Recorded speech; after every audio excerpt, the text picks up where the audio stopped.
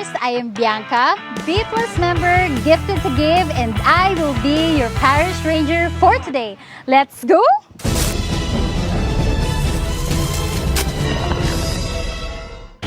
After a 175-kilometer ride from Cebu City taking the Naga-Uling route, we have arrived here in the shipbuilding capital of the Philippines, the municipality of Balamban.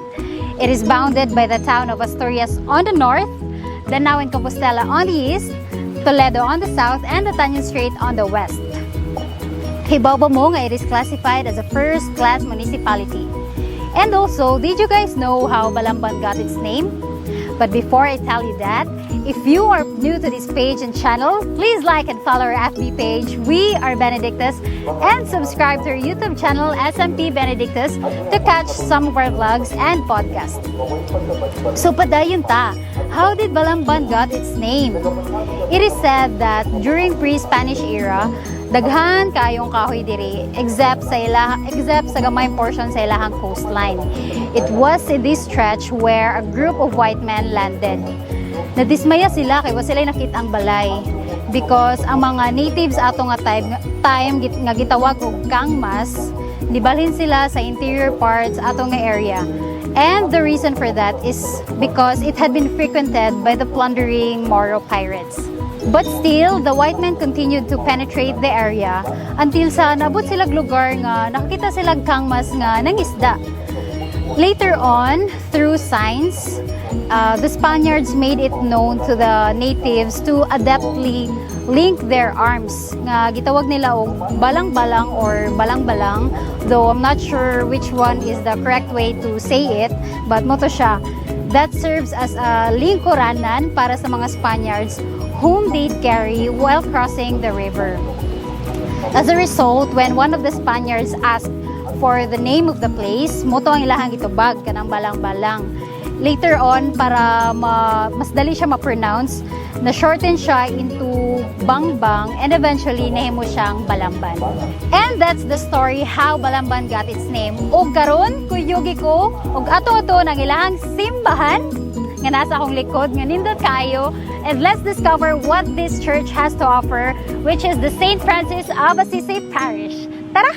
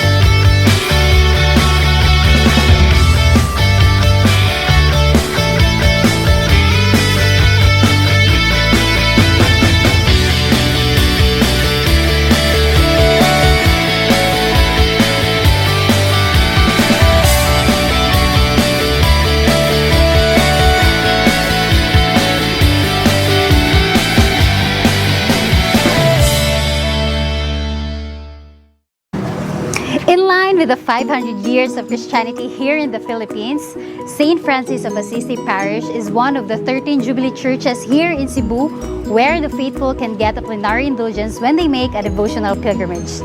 O kining nasa kong kilid karon, mao ni ang ilahang holy door. If facing the church, na siya sa left side sa simbahan. And this is open until April 22, 2022.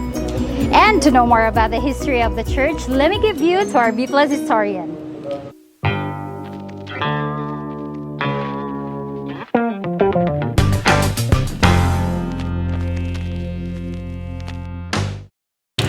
Hi, I'm Hector.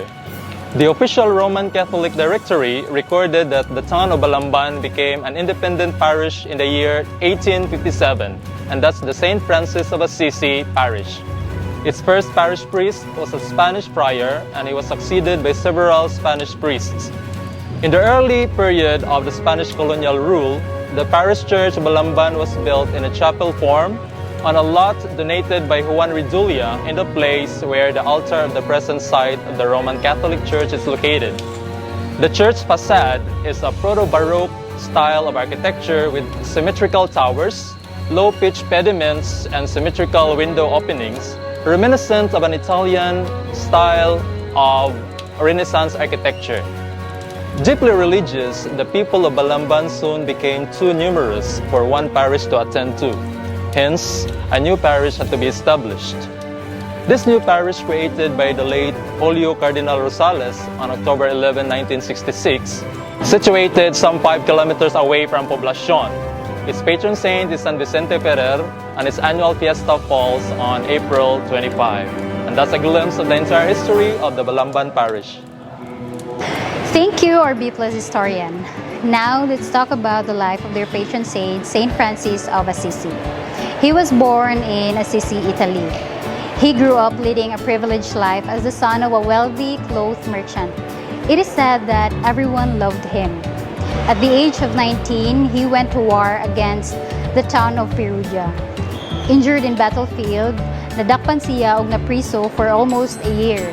When he was released, he had his first vision from God. At first, nagtuo siya nga God called him to fight in the Crusades.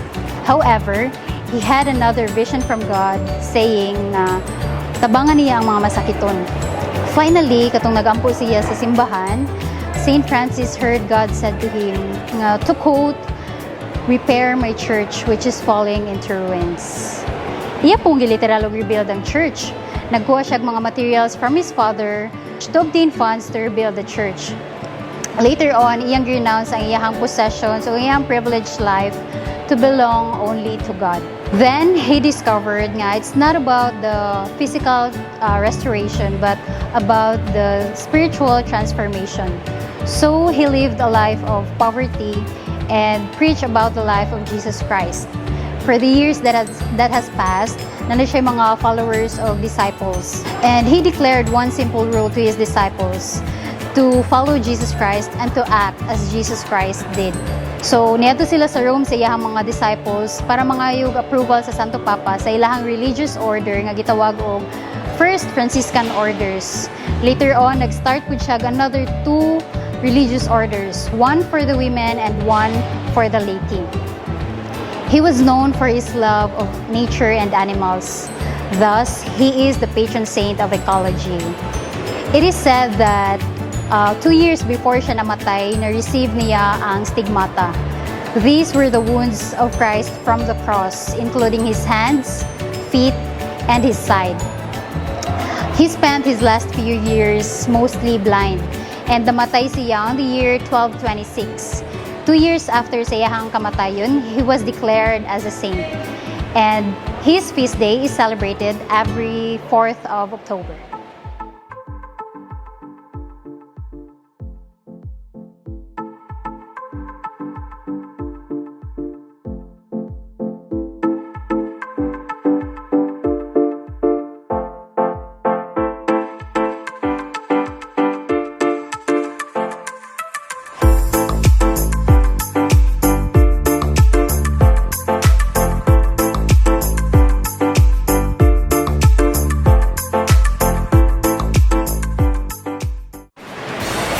Life of Saint Francis, we should never forget that God is and will always be our greatest possession. Iyang gispend ang iyahang life sa pagserbisyo sa uban, taking after the example of the life of Jesus Christ himself. A way to honor his memory is to reach out those in need with a gift of our time or treasure through one of the many service organizations in our communities. And that's it for today. I hope you learned something o atangi ang uban pa ng mga vlog sa mga Jubilee churches diri sa Cebu. Stay safe and be a blessing. See you!